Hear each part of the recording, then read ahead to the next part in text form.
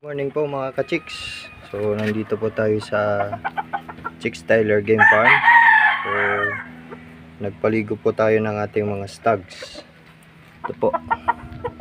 Ito po yung golden boy sweater po natin na 6 months old.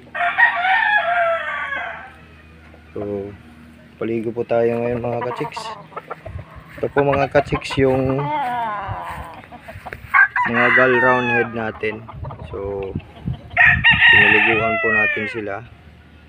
So manonotice yung mga ka-chicks, wala na po silang yung straight comb nila. Yan po. Yan po mga ka-chicks. So mga 9 months old na po ito mga ka-chicks. So inulit ko po, no animal harm in this video. So no animal harm in this video po. So for entertainment purposes lang po ito mga ka-chicks. Po mga ka-chicks, yung magkakapatid sila. So ito yung itsura po, mga papareho po yung mga itsura nila. Mga bandirado po. Yan po mga ka-chicks, pinaliguan po natin. Tapos mamayang hapon bibigay po tayo ng vitamin sa kanila. Yan po.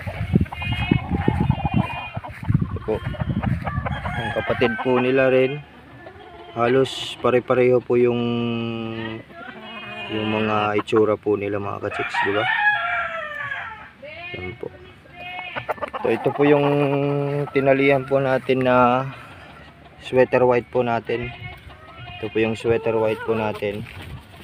O tinatawag po nilang white. Ito na po mga ka-chicks.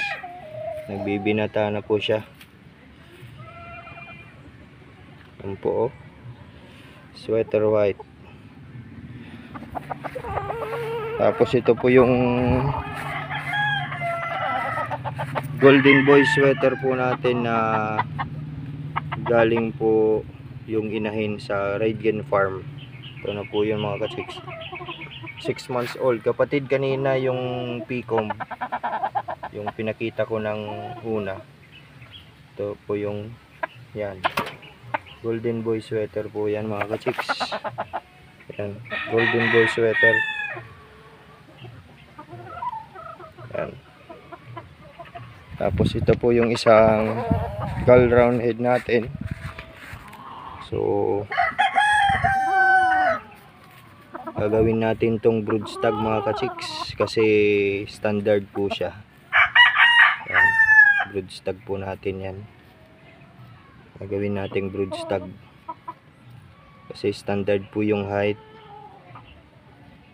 tapos yung katawan standard po. So pwedeng brood stag po siya. Yan po mga ka-chicks. So dito po tayo sa manukan. Wala na po tayong ginagawa, so nagpaligo po tayo. So mamayang hapon magbibigay po tayo ng vitamin sa kanila kasi nagpurga tayo kahapon. So mamayang hapon bibigay po tayo ng vitamins. Yun po yung routine po natin mga ka-chicks. After ng purga, bibigay po tayo ng vitamins. Yan po mga chicks. Ba, malinis dito. Last week nag grass cutter po ako dito. So yan. Yan mga ka-chicks. So meron po tayo ditong talisayin. So hatch gray po to mga ka-chicks Tyler. So nagmo-molt sila, halos dito nagmo-molt. Yung hindi nagmo-molt lang yung mga stags po natin. Yan po. So maraming salamat po mga ka-chicks sa mga subscriber po natin.